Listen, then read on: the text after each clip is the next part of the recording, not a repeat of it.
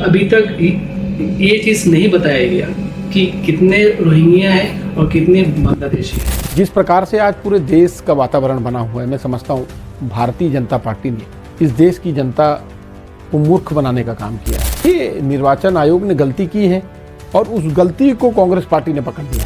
लेकिन अभी जो आपके पास में जो सीटों की संख्या है वो 29 शायद की सीट है आपके पास। नेता प्रतिपक्ष के रूप में इस हिंदुस्तान की लोकसभा में विपक्ष की भूमिका को अगर कोई मजबूती से उठा रहे तो मैं समझता हूँ राहुल गांधी जी इस बात को उठा रहे हैं और फर्जी मतदाता बना के उनके मतों को डलवा दिया जा रहा है। और असम प्रदेश की पहचान अगर हिंदुस्तान में किसी ने कराई है तो कांग्रेस पार्टी ने कराई है। हम विपक्ष में रहकर जनता की आवाज़ को, भारतीय जनता पार्टी की सरकार की गलत नीति, गलत योजना की लड़ाई हमारे नेता लड़ रहे हैं। ये इसके लिए समय है, लेकिन उसके पहले एक बड़ी लड़ाई कांग्रेस पार्टी को इस प्रदेश में लड़ना है।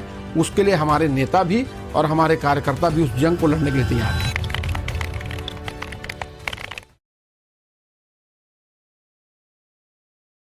सर, आप यहाँ पे असम में अभी आए हो और अभी बिहार में जो इलेक्शन है वो नवंबर में इलेक्शन है और असम में भी मार्च में इलेक्शन है अगले साल। और बिहार के अंदर क्या हो रहा है, वहाँ पे काफ़ी सारे मुद्दे हैं। 20 साल से वहाँ पे नीतीश कुमार की सरकार है, यहाँ पे असम के अंदर 10 साल से बीजेपी की सरकार है। तो आप ऐसे कौन कौन से मुद्दे हैं जिनको लेके आप आगे बढ़ना चाहते हैं, खास करके असम के अंदर और वहाँ बिहार के अंदर? देखिए, सबसे पहले तो मैं आपके चैनल, यूट्यूब चैनल को बधाई देता हूं और धन्यवाद कि आपने ज्वलंत मुद्दों पर चर्चा करने के लिए इस इंटरव्यू को आपने आमंत्रित किया है। जिस प्रकार से आज पूरे देश का वातावरण बना हुआ है, मैं समझता हूं भारतीय जनता पार्टी ने इस देश की जनता को मूर्ख बनाने का काम किया है, इस देश की जनता को बेवकूफ बनाने का काम किया है, झूठ परोसने का काम किया है, झूठे वादे दिखाकर उनके वोट को हथियाने का काम किया है। सिर्फ खाली इसी से नहीं, सत्ता शासन का दुरुपयोग करके हर एजेंसीज को जो सरकार के अधीन है, चाहे ईडी, इनकम टैक्स, सीबीआई की बात करें, चाहे जुडिशरी की बात करें, चाहे निर्वाचन आयोग, इलेक्शन कमीशन जैसे महत्वपूर्ण एजेंसी को जो देश में चुनाव कराने को लेकर जिसकी अपनी एक साख है, उसको भी कमजोर करने का काम ये भारतीय जनता पार्टी की सरकार ने मिलकर करने का प्रयास किया है। आप बिहार की बात कर रहे थे, बिहार में बेरोजगारी चरम सीमा पर है। बिहार सबसे ज्यादा मेहनतकश लोगों की धरती है। जिस प्रकार से बिहार से पूरे हिंदुस्तान में आपको बिहार का व्यक्ति मिलेगा, मेहनतकश है, कमाता है, खाता है और अपना घर चलाता है।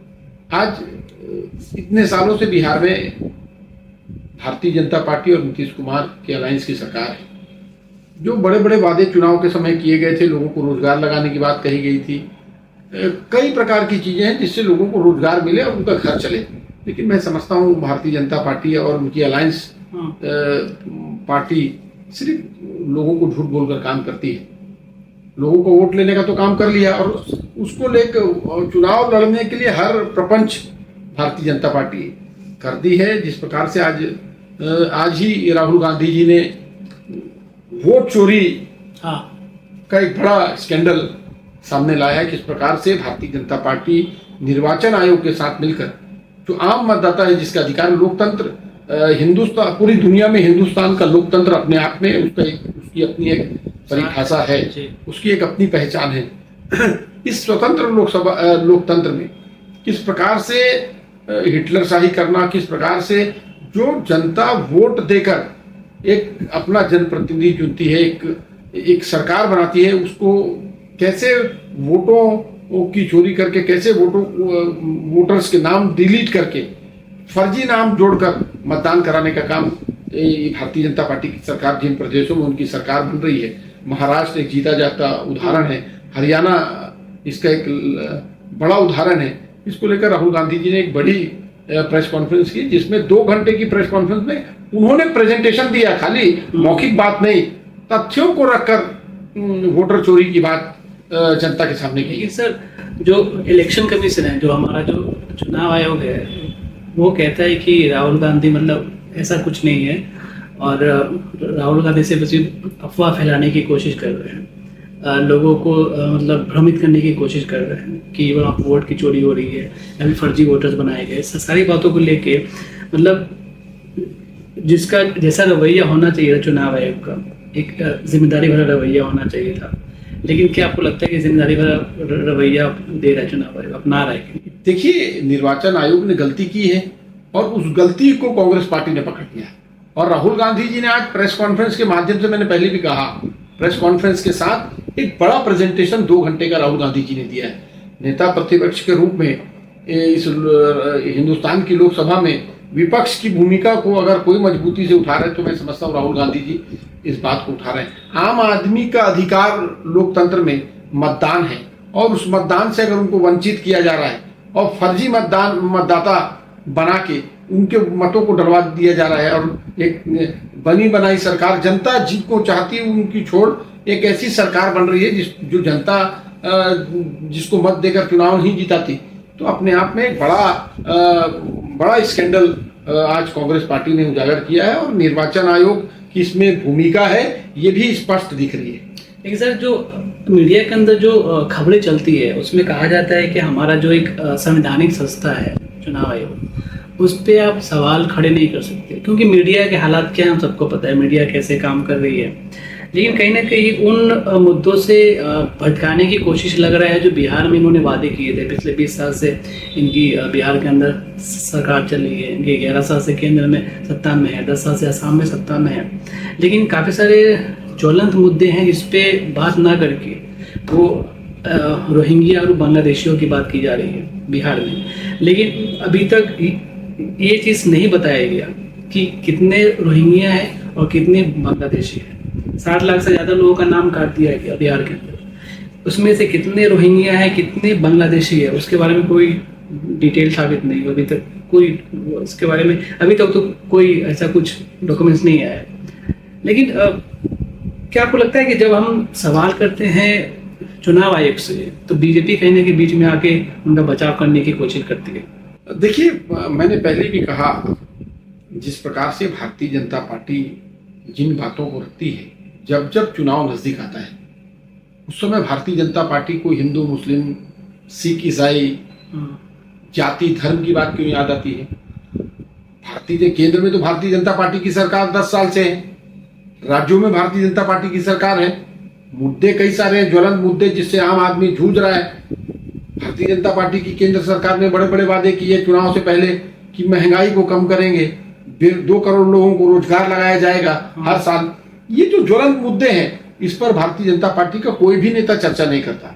आप कहीं भी चले जाइए, किसी भी प्रदेश में चले जाइए, किसी भी जिले में चले जाइए, भारतीय जनता पार्टी का कोई central minister, Bharatiya Janata party का कोई सांसद विधायक, अगर जब आप इनसे ज्वलंत मुद्दों पर चर्चा करेंगे तो ये हिंदू मुस्लिम की बात करते हैं। जब आप इनसे काम की बात करेंगे, देश का विकास कैसे होगा, युवाओं को रोजगार कैसे मिलेगा, महंगाई कैसे कम होगी, तो कोई भी भारतीय जनता पार्टी का नेता इस पर चर्चा करने के लिए तैयार नहीं है। वो भाई से भाई को लड़ाने की बात करता है, वो जाति से जाति को लड़ाने की बात करता है, लेकिन मेन मुद्दे और मेन इशू पर कोई भारतीय जनता पार्टी के एक भी नेता इस पर बात नहीं कर रहा। और जिस प्रकार से निर्वाचन आयोग की आप बात कर रहे हैं, आज ये जितनी भी एजेंसियां हैं जिसका निर्माण एक फ्री एजेंसी के रूप में स्वतंत्र तरीके से काम करने का था, आज कहीं ना कहीं भारतीय जनता पार्टी के प्रेशर में ये अपने काम को, अपने अधिकारों को भूल चुकी है। आज जिस प्रकार से मतदाताओं के वोटर लिस्ट में नाम कटना, निर्वाचन आयोग के माध्यम से अलग अलग तरीके से नया नया नियम निकालकर नए मतदाताओं को जोड़ना छोड़ पुराने मतदाताओं को नाम काटना, ये सब एक सोची समझी साजिश के तहत जिन प्रदेशों में जनता त्रस्त होकर उनकी सरकारों को बदलना चाहती है, भारतीय जनता पार्टी उन प्रदेशों में अपने ये पैंतरे लगाकर जनता के साथ धोखा करके वहाँ सत्ता हासिल करती है। सर, बिहार के अंदर मेरा एक सवाल इसी पे और है कि बिहार के अंदर अभी तेजस्वी यादव जी ने कहा था कि अगर ऐसे ही चलता रहा तो जो लोकतंत्र है वो समाप्ति की ओर है और हो सकता है हमें जो बिहार में जो इलेक्शन हो रहा है उसका हम बायकॉट भी कर दें। तो क्या ऐसा कांग्रेस पार्टी सोच रही है कि अगर ऐसा ही चलता रहा तो बायकॉट करने की आप बात कर रहे थे, तो क्या? देखिए, एक तरफ लोकतंत्र का ये उत्सव जिसको हम सब मिलकर मनाते हैं, लोकतंत्र का ये बड़ा त्योहार होता है, त्योहार होता है जिसमें मतदाता, जनता, जनप्रतिनिधि इसमें पार्टिसिपेट करते हैं। लेकिन इसको सही मायने में अब इसकी ट्रांसपेरेंसी को धीरे धीरे खत्म कर दिया जा रहा है। जो एक पारदर्शिता होनी चाहिए, मैं समझता हूं वो नहीं हो रही है।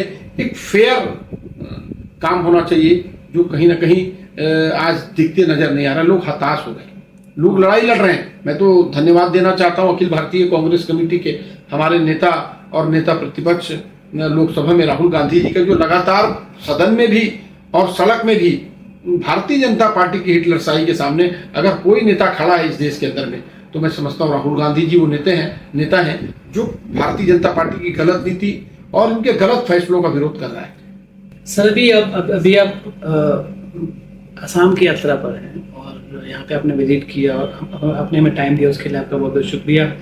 और मार्च में असम में आप देख रहे हैं, लेकिन अभी जो आपके पास में जो सीटों की संख्या है वो 29 शायद की सीट है आपके पास यहाँ पे असम विधानसभा में। ऐसा क्या हुआ कि पिछले 15 साल तक आपने यहाँ पे शासन किया था, ऐसा क्या हो गया अचानक से कि आपकी सत्ता यहाँ से चली गई और धीरे धीरे आपका जो ग्राफ था, वो चाहे एक लोकल इलेक्शन हो, चाहे वो राज्य का इलेक्शन, तो ऐसा कौन कौन सी गलतियां आपने कर दी जिसकी वजह से आपका ग्राफ बिल्कुल ही आसाम के अंदर गिरते चला गया। अभी आप बहुत ज़्यादा आप लोग मेहनत कर रहे हैं, ठीक है, उसके लिए, लेकिन अब जरा उस पर फोकस करेंगे कि क्या क्या गलतियां की है आपकी पार्टी ने। देखिए, असम प्रदेश की पहचान अगर हिंदुस्तान में किसी ने कराई है तो कांग्रेस पार्टी ने कराई है। चाहे हितेश्वर सेकिया जी जब मुख्यमंत्री थे तब अल्फा का अपना जोर था, लेकिन इस प्रदेश की भलाई के लिए अगर जान की भी परवाह किसी ने नहीं की, तो मैं समझता हूँ हितेश्वर सेकिया जी जो मुख्यमंत्री के रूप में एक बड़ा काम उन्होंने किया। पूरी दुनिया में असम की संस्कृति, यहाँ की भाषा बोली, यहाँ का रहन सहन, यहाँ का कल्चर, अगर किसी ने पूरे दुनिया पटल पर अगर इसको प्रचारित और प्रसारित किया है तो लेट तरुण गोगोई जी ने इस काम को किया है। कांग्रेस पार्टी ने यहाँ की भलाई के लिए बहुत काम किए। मैंने पहले भी कहा, भारतीय जनता पार्टी की सरकार केंद्र में है और किस प्रकार से जो चुनी हुई सरकारों को तोड़ना, चुनी हुई राजनीतिक दल के लोगों को प्रेशर डालकर, यही भारतीय जनता पार्टी के लोग थे। जब हेमंता शर्मा जी भारत कांग्रेस पार्टी में थे तो ईडी आईडी सीबीआई का बड़ा मुकदमा चला। अब भारतीय जनता पार्टी से वो कांग्रेस से भारतीय जनता पार्टी में शामिल हो गए तो कौन सी वॉशिंग मशीन में धुल कर साफ हो गए, जिसकी वजह से आज कोई ईडी, इनकम टैक्स, सीबीआई का मुकदमा उनके ऊपर नहीं। भारतीय जनता पार्टी डरा के, धमका कर, प्रेशर डालकर सरकार को बदलने का प्रयास करती है। कांग्रेस पार्टी ने भरपूर मेहनत की है। लोकतंत्र में मैंने कहा जनता जनार्दन है। अगर जनता ने हमको सत्ता दी तो जनता ने हमको विपक्ष में काम करने का मौका भी दिया, विपक्ष में रहने का भी मौका दिया।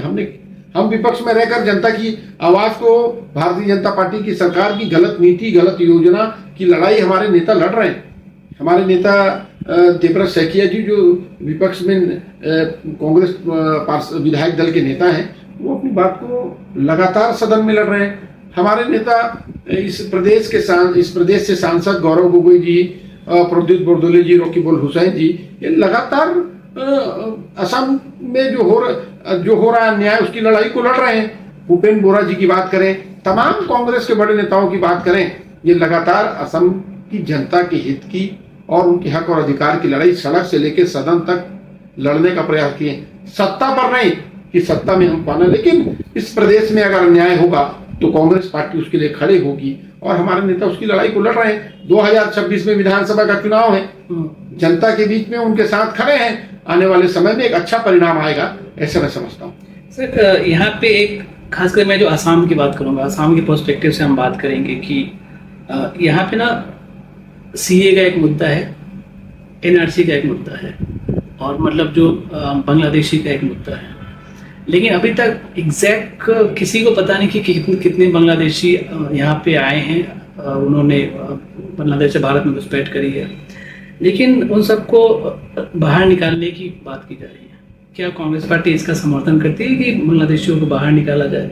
क्योंकि आप पर ये आरोप लगता रहा है कि आप बांग्लादेशियों के वोट से ही 15 साल सत्ता में थे, पिछली जो गवर्नमेंट थी आपकी। देखिए, इस देश की आज़ादी, कांग्रेस की नींव की अगर बात करेंगे, इस देश की आज़ादी से कांग्रेस की शुरुआत हुई। अंग्रेजों को इस देश से भगाना था, इसलिए कांग्रेस का निर्माण, कांग्रेस को बनाने का काम किया।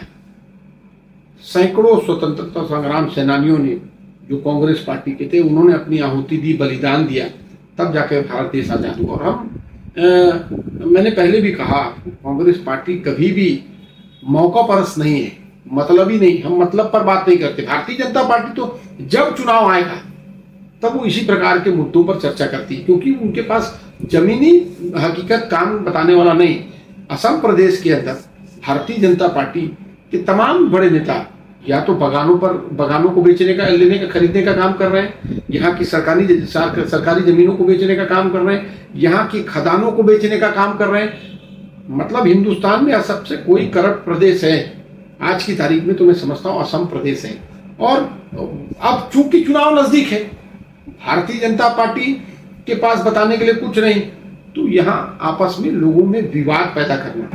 भारतीय जनता पार्टी यहाँ के लोगों को लड़ाना चाहती है और लड़ा कर सत्ता हासिल करना चाहती है। लेकिन मैं समझता हूँ लोग अखबार भी पढ़ते हैं, सोशल मीडिया पर भी बात करते हैं, पढ़े लिखे लोग हैं, जागरूक हैं। जनता सब चीज को समझती है कि चुनाव के समय ये मुद्दे क्यों याद आते हैं, उसके पहले कभी इस पर कोई चर्चा नहीं होती।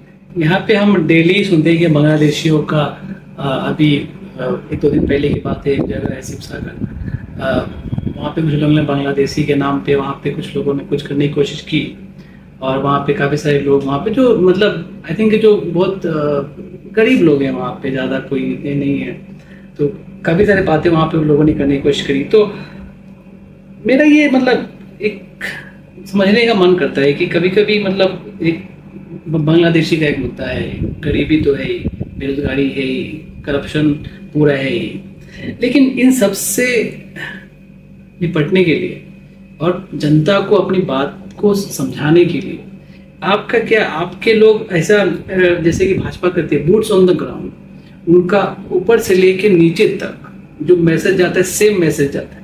लेकिन कांग्रेस में ऐसा लगता है कि ऊपर में कुछ और चल रहा है, ग्राउंड लेवल पे कुछ और चल रहा है, जनता को बात आप समझा नहीं पाते, समझाने की आपके नेता कोशिश करते हैं।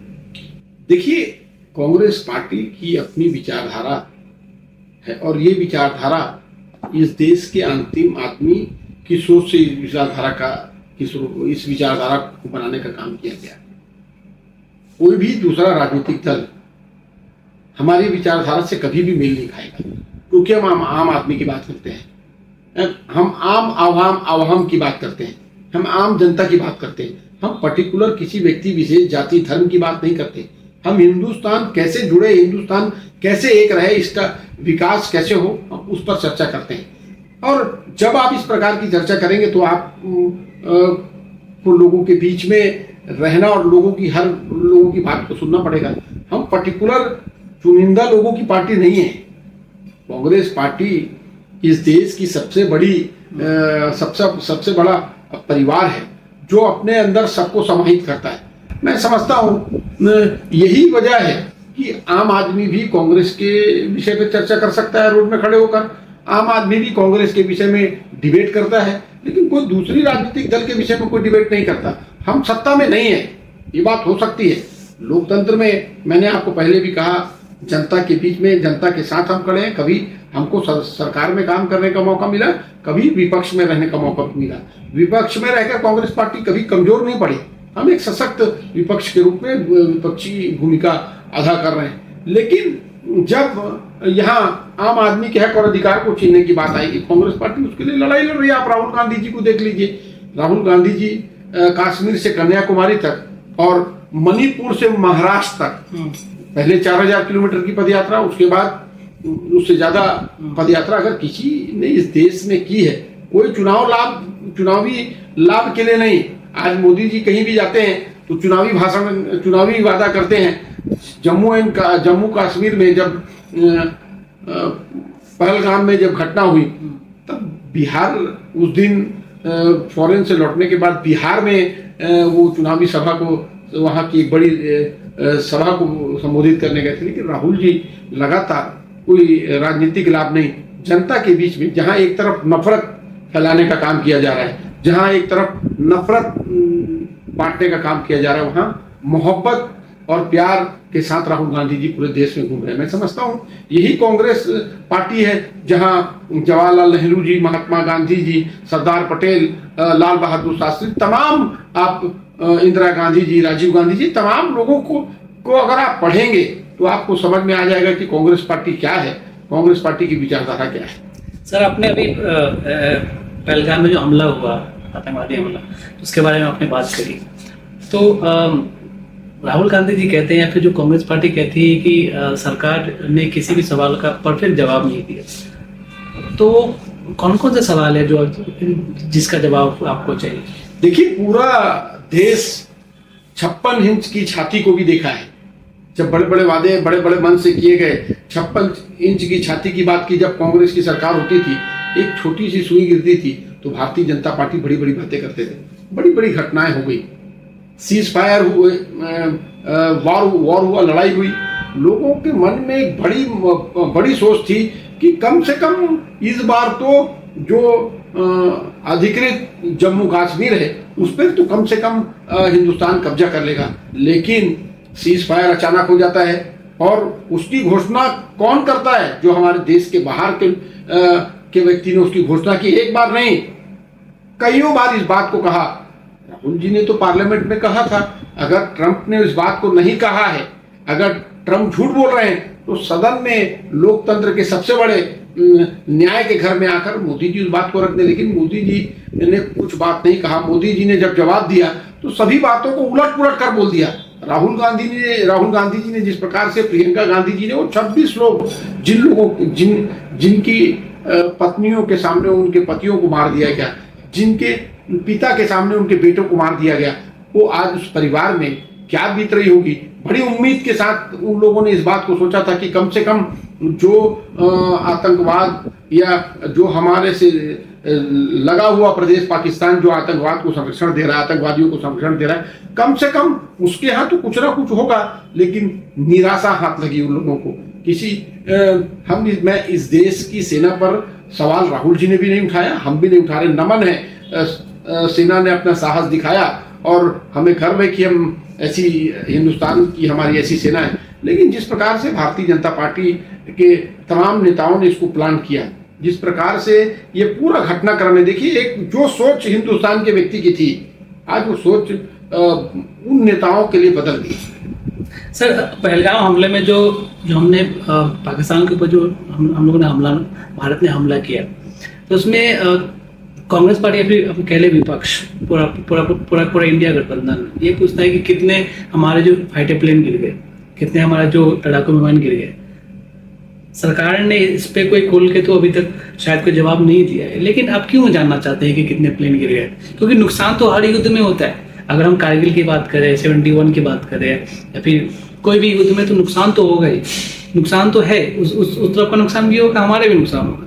लेकिन उसको पूरा डिटेल में जानना कि कितने प्लेन गिर गए, क्या हुआ, इसके बारे में मतलब नहीं लगता कि ये चीज को सुरक्षा के मद्देनजर जानना चाहिए। देखिए, एक तरफ जब एक सरकार जो बड़े बड़े वादे, बड़े बड़े दावे करती है, दूसरी तरफ अगर हमारे देश में इस पूरे घटनाक्रम को लेकर अगर कोई हानि नुकसान हुई है और उसको अगर विपक्षी दल पूछ रहे हैं, तो अगर आप सच्चाई है, सच्चाई को आप जानते हैं, सेना के जनरल अलग बात कर रहे हैं, प्रधानमंत्री का अलग वक्तव्य आता है, रक्षा मंत्री का अलग वक्तव्य आता है, तो ये तमाम चीजों को अगर आप देखेंगे तो कहीं ना कहीं एक बड़ा अलग तरीके की प्लानिंग के साथ ये अपनी बात को रखते हैं।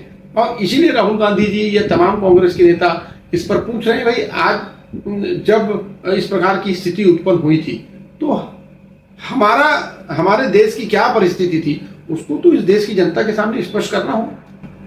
सही सर, आपने कुछ देर पहले भी बात करी थी जो भारत जोड़ो यात्रा थी, भारत जोड़ो यात्रा 1 और 2 की बात करें, जो पहला कश्मीर तक गया, दूसरा मणिपुर से दूसरे राज्य तक गया था।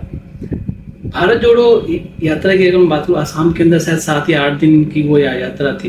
तो पूरे ये यात्रा में जो आपने मणिपुर से यात्रा शुरू करी, भारत जोड़ो 2, क्या लगता है कि उससे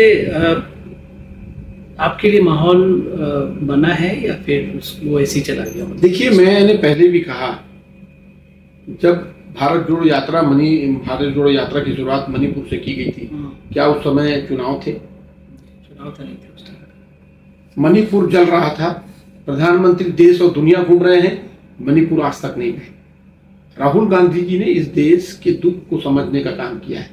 राहुल गांधी जी ने इस देश की पीड़ा पर बात की है। मणिपुर से उन्होंने पदयात्रा की शुरुआत की, भारत जोड़ो यात्रा की शुरुआत की। जब मणिपुर जल रहा था, मणिपुर में लोगों की हत्याएं हो रही थी, महिला बहनें सुरक्षित नहीं थी, तो राहुल जी ने वहां जाकर मोहब्बत की बात की, प्रेम की बात की, एक मॉरल बूस्ट करने का काम वहां की जनता को दिया।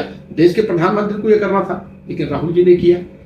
असम प्रदेश के अंदर में राहुल जी घूमे, जहां जहां राहुल जी भारत जोड़ो यात्रा में गए, तो तमाम जगह में लोगों ने बड़े उत्साह के साथ, बड़े प्यार के साथ अपना दुख भी उनके साथ शेयर किया और अपनी खुशी भी उनके साथ शेयर की। देखिए, आपने कई सैकड़ों क्लिप, कई सैकड़ों वीडियो ऐसे आए, लोग रोकर अपने हालात राहुल जी के सामने लोग रख रहे हैं। आज स्थिति ऐसी है कि कोई उनको सुनने वाला नहीं। राहुल गांधी जी ने भारत जोड़ो यात्रा के माध्यम से सैकड़ों और हजारों लोगों की, उनकी मन की बात को, उनकी समस्या, और जो आज आप बीती पूरे देश में हो रही है, उस पर राहुल जी ने उसको समझने का काम किया। मैंने पहले भी कहा, कोई राजनीतिक लाभ लेना नहीं। मैं तो आपको कहना चाहता हूँ, आप 100 किलोमीटर पैदल चल के देखिए ना, बिना स्वार्थ के नहीं चल पाएंगे। कोई भूत और भविष्य में सोच भी नहीं पाएगा।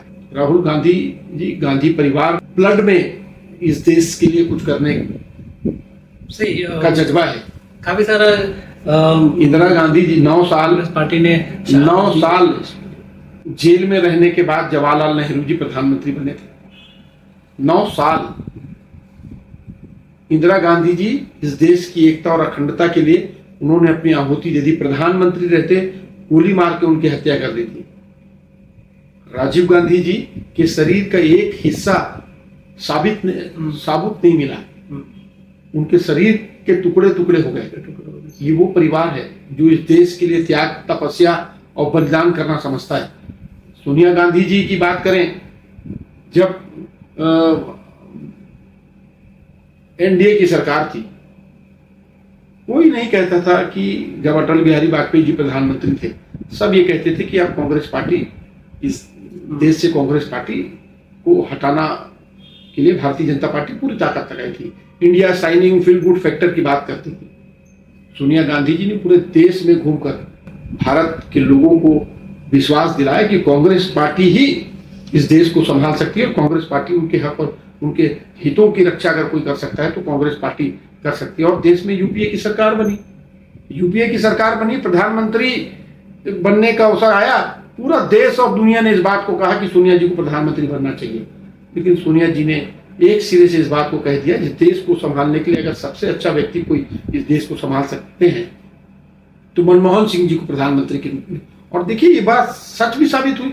मनमोहन सिंह जी के प्रधानमंत्री बनने के बाद जिस प्रकार से आर्थिक स्थिति इस देश की सुधरी थी, जिस प्रकार से इस आर्थिक समस्या को लेकर देश में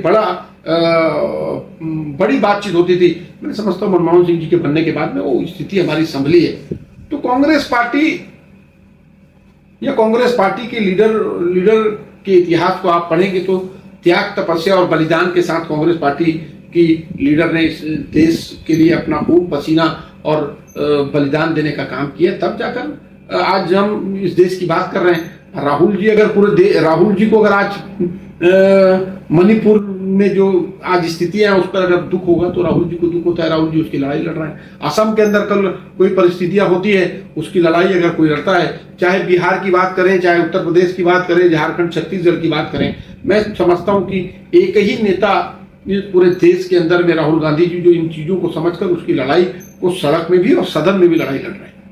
सर, राहुल गांधी जी के बारे में आपने बात करी, जो बीजेपी बहुत सारी बातें वैसी बताती है कि ये हुआ, मतलब वो देश के लायक नहीं है, उनको यहाँ के नागरिक, भारत के नागरिक ही नहीं है, वो तो ब्रिटेन के नागरिक हैं, ऐसे बहुत उनकी शादी हो गई है सऊदी अरब में, यहाँ पे बहुत सारी बीजेपी ऐसी बातें करती है। लेकिन मेरा फिर से मतलब आपसे जानना वही रहेगा कि मतलब आप इतने सारे, अभी आप यहाँ पे आसाम में हो, आप बहुत ज़्यादा मेहनत कर रहे हैं, आपके लोग बहुत ज़्यादा मेहनत कर रहे हैं, स्टिल मैं देखता हूँ कि जिस टाइम पे चुनाव आता है तो बहुत सारे नेता ऐसे होते हैं जो कद्दावर नेता आपको छोड़ देते हैं। तो वो कहते हैं कि पार्टी के अंदर जो हम बात कहना चाह रहे थे हमारी बात सुनी नहीं जाती है, पार्टी जो हम लोकल लेवल पे करना चाहते हैं उसकी परमिशन नहीं मिलती है। तो ऐसा क्यों होता है कि बहुत से लोग आपको छोड़ के निकल जाते हैं? देखिए, जिसमें हिम्मत लड़ने की नहीं है वो मैदान छोड़ देता है। आज जिस प्रकार की परिस्थितियां पूरे देश में भारतीय जनता पार्टी के आला नेताओं ने बना के रखी है, डरा के, धमका कर, प्रेशर डेवलप करके, अलग अलग तरीके से जनप्रतिनिधियों को जो उनकी विचारधारा पर विश्वास नहीं करता, जो उनकी गलत नीतियों का विरोध करता है, उसको डराने, जो डरे नहीं वो, जो नहीं डरते वो कांग्रेस पार्टी में है, और जो भाग गए आप समझ लेना कि वो डर, उनमें हिम्मत नहीं है लड़ने की, वो डरने वाले लोग हैं, इसलिए वो अपने घर को छोड़कर चले गए। सर, आपने बात करी कि जो नेता आपको छोड़ के जाते हैं तो काफ़ी सारी परिस्थितियों पे जो ईडी के केसेस और सीबीआई के केसेस होते हैं, लेकिन फिर भी अगर हम असम के पर्सपेक्टिव से बात करें तो ऐसे कौन कौन से मुद्दे हैं यहाँ पे जो आपको, जनता को आप समझाने जाओगे इस बार के इलेक्शन में? देखिए, इस बार का मुद्दा और इस बार की पूरी सोच तो सबके सामने सीधी सीधी है। जिस प्रकार से भारतीय जनता पार्टी की सरकार ने इस प्रदेश के जल जंगल जमीन को बेचने का काम किया है, यहाँ के मिनरल्स को बेचने का काम किया है, यहाँ के टी बागान को बेचने का काम किया है, ये किसी से छुपा नहीं है। भ्रष्टाचार में अव्वल नंबर में ये प्रदेश पूरे देश में अव्वल नंबर में है। आज हर आदमी कहीं ना कहीं इस बात को जानता है कि हिमंता बिस्वा शर्मा जो मुख्यमंत्री हैं यहाँ, और उनके मंत्रिमंडल के सब विधायक और मंत्री सिर्फ अपनी असेट और अपनी लाइबिलिटीज को बढ़ाने का काम कर रहे हैं। आम जनता का जीवन स्तर वहीं का वहीं है। चुनाव का समय नजदीक है, कांग्रेस पार्टी के पहले भी मुख्यमंत्री रहे हैं, कांग्रेस पार्टी की सरकार ने क्या काम किया, जनता की क्या भलाई की, उसकी लड़ाई को हम लड़ रहे हैं। मैं समझता हूँ आने वाले समय में बहुत मेहनत करने की आवश्यकता नहीं है, लेकिन जनता के बीच में जाना। लेकिन सर, मैं ना एक चीज़ आपसे और पूछना चाहूँगा, खासकर मैं जहाँ पे अभी आप डिब्रूगढ़ में हो, मैं यहाँ का निवासी, मैं यहीं पे रहता हूँ। पिछले 5 साल की अगर मैं बात करूँ तो किसी भी जनता के मुद्दे को लेके मैंने कांग्रेस पार्टी को सड़क पे आते हुए नहीं देखा। चाहे नौकरी का मुद्दा हो, चाहे महंगाई का मुद्दा हो, ये एक रियलिटी है। ऐसा मैंने बहुत बार देखा है कि अगर कुछ भी होता है, अगर आपका कहीं पे सरकार है, मान लीजिए आपका कर्नाटक में सरकार है, तो वहाँ पे किसी भी चीज़ को लेके, चाहे छोटी चीज़ हो बड़ी चीज़ हो, बीजेपी के वर्कर रास्ते पे आ जाते हैं।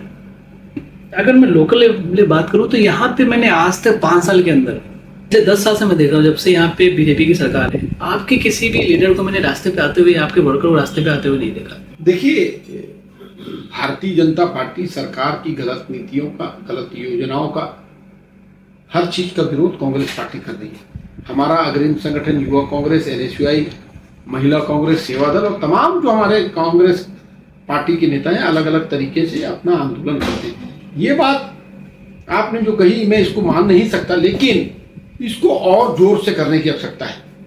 ये बात सच्चाई है, इसको पूरी ताकत के साथ करने की आवश्यकता है। और आने वाले समय में मैं समझता हूँ गौरव गोगोई जी के अध्यक्ष बनने के बाद, इसके पहले भूपेन बोरा जी भी अध्यक्ष थे, उन्होंने भी जमीनी लड़ाई लड़ने का काम किया, बहुत धरना प्रदर्शन, यहाँ बगाने का आयोजन किया, यहाँ पर पदयात्रा, न्याय यात्रा असम में, जैसे भारत जोड़ो यात्रा पूरे देश में चली, भूपेन बोरा जी ने न्याय यात्रा असम के अंदर में करने का प्रयास किया।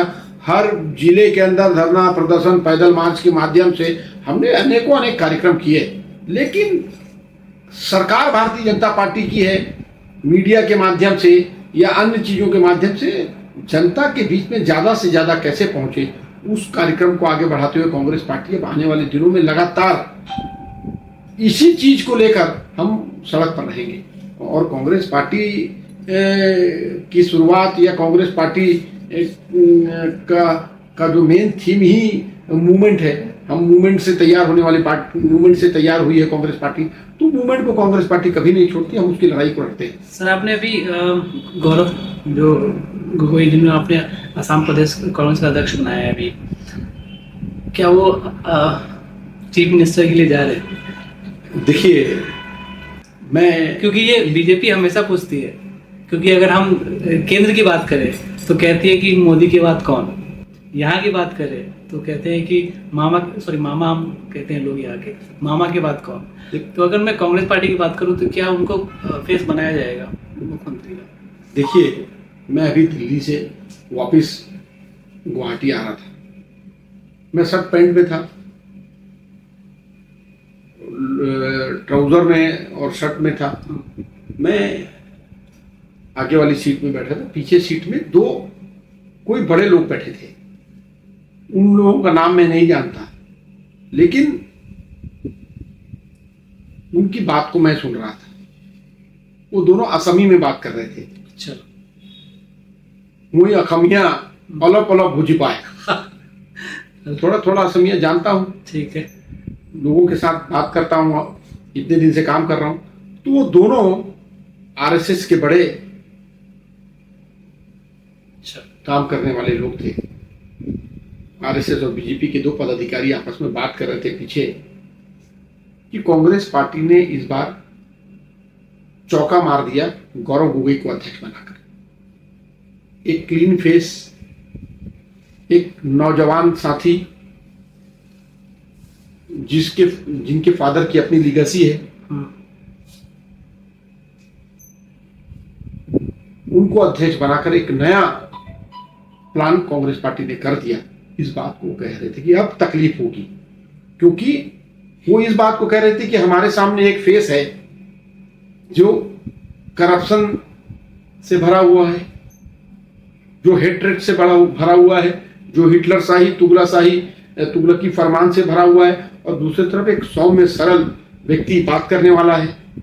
उसी प्रकार से वो दिव्रत सैकिया जी के बारे में भी बात कर रहे थे कि ये दोनों की सौम्यता, सरलता जरूर इस प्रदेश में अभी भारतीय जनता पार्टी को लोहे के चने चबाने पड़ेंगे। वो लोग इस प्रकार ये बात कर रहे थे ना। मैं आपको बता रहा हूँ, मैं आपको पहले भी बोला कि मैं असमिया थोड़ा बहुत जानता हूँ, थोड़ा बहुत समझ में आता है। तो वो लोग इस प्रकार की चर्चा कर रहे थे, तो इससे अंदाजा लगा लीजिए आप। लेकिन फिर भी आपने क्या कि सरकार सामूहिक नेतृत्व में, कंबाइन एफर्ट्स में, सबकी मेहनत से बनता है। वो मेहनत बूथ से, मंडल से, ब्लॉक से, डिस्ट्रिक्ट से और प्रदेश से चलता है। आने वाले दिनों में एक अच्छा सामूहिक काम हमारे नेता, तो मैं इस प्रदेश में सह प्रभारी के रूप में काम कर रहा हूँ, मैं तो देख रहा हूँ किस प्रकार से नेता एकजुट होकर काम कर रहे हैं। इसका परिणाम 100% आएगा।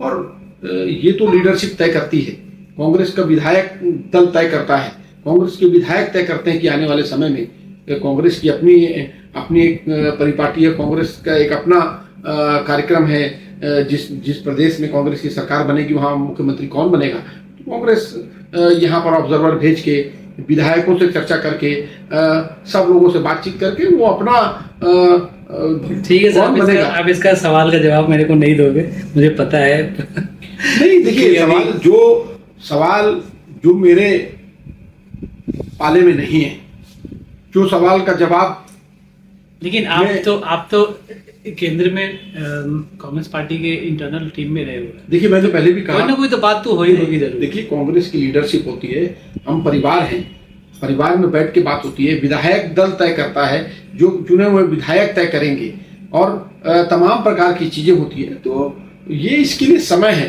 लेकिन उसके पहले एक बड़ी लड़ाई कांग्रेस पार्टी को इस प्रदेश में लड़ना है। उसके लिए हमारे नेता भी और हमारे कार्यकर्ता भी उस जंग को लड़ने के लिए तैयार है। सर, आपने हमें टाइम दिया, इसके लिए बहुत बहुत आपका धन्यवाद। और सर, एक सवाल और लास्ट आखिरी सवाल मैं पूछ के इसको मैं पॉडकास्ट को हम लोग खत्म करेंगे। आप यहाँ पे घूम रहे हो, कांग्रेस पार्टी का असेसमेंट क्या है कि कितने सीटें आपको मिल सकती है, या फिर आपका कौन कौन सी पार्टियों के साथ बात चल रहा है जिसके साथ आप एक गठबंधन करने जा रहे हैं? देखिए, किस पार्टी के साथ कांग्रेस का अलायंस होगा, किस पार्टी के साथ हम चुनाव लड़ेंगे, ये तो समय तय करेगा। इसके विषय में अभी बोलना ठीक नहीं होगा। लेकिन मैं इस बात को जानता हूं कि कांग्रेस पार्टी एग्जैक्ट बहुमत से ज्यादा सीट चुनाव जीतेगी। अब बहुमत से ज्यादा सीट पर चुनाव जीत कर आएंगे और कांग्रेस पार्टी की सरकार इस प्रदेश में 2026 में बनने जा रही है।